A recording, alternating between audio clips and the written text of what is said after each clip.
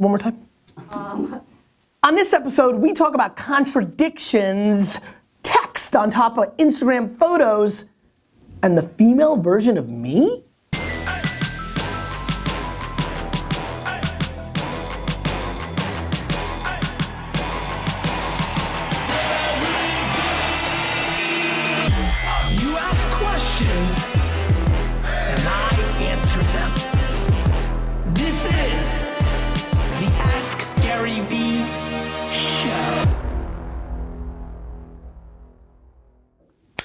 This is Gary Vaynerchuk, and this is episode 105 of the Ask Gary V Show, a very special weekend edition of the Ask Gary V Show. I hope you're enjoying your weekend.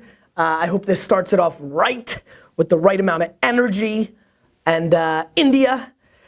By the way, before we go to India, let's get into the show. If you don't have this book, I'm massively upset with you.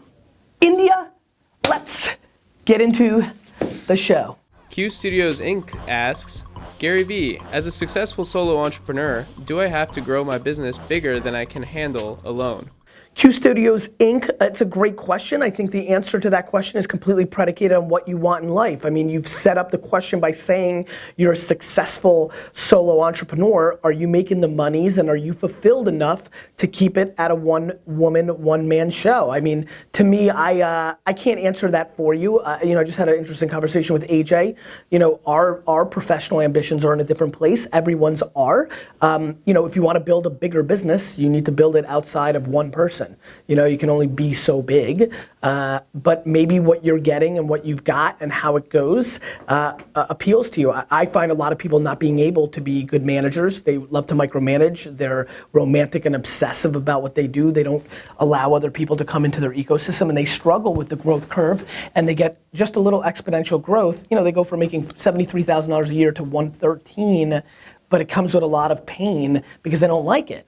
They're introverted, they're solo acts, they're flawed in building out a big business, but incredibly good and happy at doing their thing. So it's not about, making more. There's really a fine line of like making more money, but giving up too much of your happiness for that bigger money amounts. And then there's probably a place where that money justifies what you want. But to me, doing what you love and doing it the way you love to do it is really, really, really important. I happen to be lucky that also creates wealth and big dollars, but for the people that it doesn't, they need to reconcile. And look, what I don't get is a lot of other things, which is, kind of the relaxation or the lack of pressure that comes along with some of the smaller plays. But I can't answer this question for you. You need to know yourself. This goes back to all the self-awareness stuff that I'm trying to put out. This goes back to yesterday's video about, or a couple days ago video of, a day in a life where a lot of people critique, my work-life balance, my family time, this, that. And the reason that video ends with, that's me, now do you. That's a perfect way. Actually, D-Rock, link up the, give me 13 seconds of the day in the life video. You know I'm 100% right. You just do. I'm super glad we're connected, brother. All right, now I'm back. And so, I think it's on you. Adam asks, you say 1, play to your strengths, 2, don't worry about small details. What if my strength is attention to detail? Adam, couple things, and this is for the entire Vayner Nation. So many of the things that I say are contradictions. I like pulling from both directions. That's where I think the strength comes in. I really do think of life, business as a bridge. If you pull equally very hard, ego, humility, right? I don't care what anybody thinks about me. I care about what everybody thinks about me, right? Big picture, clouds, but I'm a practitioner. I know more about all the details of social than you. Details, dirt. And so I love pulling from opposite directions. So if I'm giving advice and you're listening to 105 composite shows and things are coming from different angles that are contradictions, this is where you have to go within yourself and not listen to a guru, because I'm not one, nor is anyone else. This is on you to figure out that. And so if your strengths are, to me in that one, you bet on your, to me, look, I can answer these in detail and I will this time. I would bet on the strengths. Cool, you're detail oriented. You need to recognize two things. If your skill set is detail oriented, two things are gonna happen. One, if you're the number one, if you're the top dog, your company, your business is gonna be small. Number two, you're probably an awesome number 2, 3, and 4 to a number one that goes all the way out to the clouds and doesn't care about the details. And you may be able to make more finances or whatever you're looking for and be happier and not have the pressure of being the number one by laddering up or attaching yourself to a number one and acting your 2, 3, 4 role. If your strength is the finite details, your upside is limited as the number one. You have two decisions to make. One, you're cool with that, back to the first question in this show. Or two, you're gonna latch on to somebody who's gonna be able to elevate, and your 8%, your 20%, your 40%, your 2% of the whole nut is gonna be greater than 100% of what you're gonna do for yourself. Yeah, that was sharp. There was a sharpness to that. Cutting people with my answers. Rusty says, I don't get it, Facebook. You decide to not show my book page to people. Do you think a lack of success will make me give you more money?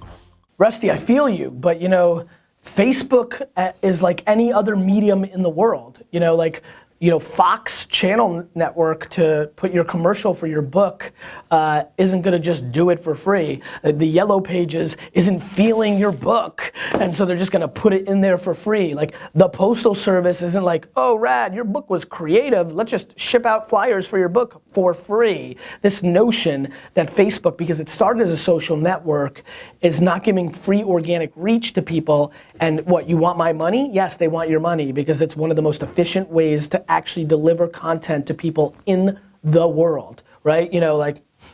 Cool, use the alternative of free, which is what? Use the alternative of Facebook and keep staying free, which is what? Email? Cool, build your list, do your thing. Hit that Google, button, boom, MailChimp in the house, great, awesome, phenomenal. Show me that you can build that list. That's just the way it is, and I think people's feelings are hurt, but Facebook, the business world, the market, doesn't give a crap. Listen Give asks, our co-founder has been said to be the female version of you. Do you think society is ready, and would she be treated the same? Listen Give? India, you are picking some doozies on this weekend edition of the Ask Gary Vee show. This one's got me up to a higher level. As you can tell, the female version of me, who I think is Misha Vaynerchuk, my daughter, I'm watching it, though I can already see some differences, which is too bad. At first I thought it was like a carbon copy. But I love her perfectly the way she is. No, I think if there was a female version of me right now, she would struggle more because the truth is society is flawed and white males get away with more things than minorities, than females. And so I think the world's a lot more ready than it was 5 years ago or 10 years ago or 15 years ago, definitely. But do I think, cursing, if we're going carbon copy, cursing and that level of ego and that combativeness of loving the competition, I think it would be less palpable to the masses, which is massively unfortunate, and I hope that day will change. At the same token, I think that I don't think people recognize how much smaller my audience is by me being me. A lot of people see the plus side of it. I am not consumable to a lot of people. There's 3 to 4 little tweaks that I'm fully in control on to change in a heartbeat that would make me much bigger. I'm just not willing to do that. And I would hope that your co-founder, right? Yeah. I hope that she is just her all the way through and let the chips fall where they fall. I hope she doesn't hedge or tries to waver. Much like I hope she has no interest in trying to be just like me if she's passionate about me in a way that I try not to be like anybody. There's an incredible, it's the most cliche word right now in the game, authenticity, but it is stunning how much truth there, it's kind of like stereotypes. Stereotypes are uncomfortable, but like, let's get raw. Like, there's some truths to stereotypes, that's how they become stereotypes. Authenticity is a cliche buzzword, because there's some truth to it. People really appreciate you rolling the way you're rolling. People really appreciate when I meet them in real life. They're like, it's still stunning to me. People are like, oh, damn. I'm sure at episode 100, you guys had people coming up to you and saying, like, oh, wow, that's how he is in real life. right? Like people expect, there's a cynicism, and that's why authenticity over indexes. And so I highly recommend, so the answer to your question is no, I don't think it's as accepted as me, and I think that's unfortunate, but that's just the real, my true answer. 2, I hope that doesn't change any of her behavior. Daniel asks, how do you think overly edited photos and text overlays affect the authenticity of Instagram posts? Daniel, thank you so much for a wonderful question. Just off the back of authenticity, so you must have been thrilled. You know, I think it's what you're trying to accomplish. I think that if you're a photographer trying to catch the wild, like you can't edit and put words over it. But if you roll like me, where like a lot of things, like you want to inspire people to think differently or make them feel something, it's really powerful to put a quote of yours on top of a photo. I really do think it's the strategy, the will, the interest of the content producer to really make this judgment call. What I like most of all about this question is how Instagram really works. The ability to unfollow somebody on Instagram is so easy, and this is a subtle product thing that I don't think people spend enough time on.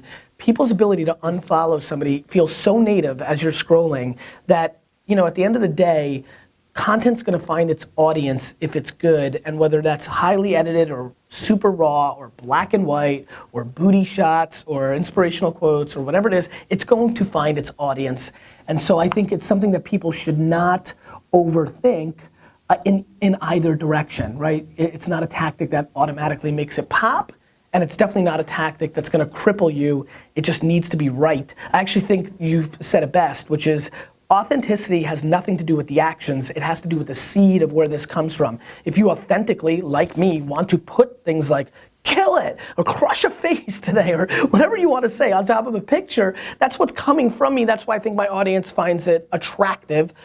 In the same way that if all of a sudden on my Instagram feed, I'm taking sunset shots of New York City, people are gonna be like, that's just not who I am, right? And that's why I yell at D-Rock, always trying to edit and shit, and that's it. Right? Like that's it. So I think your question's got the answer in it, which is the word authenticity. If it comes from the heart, to have quotes on top of it and edit it, cool. If it doesn't, cool.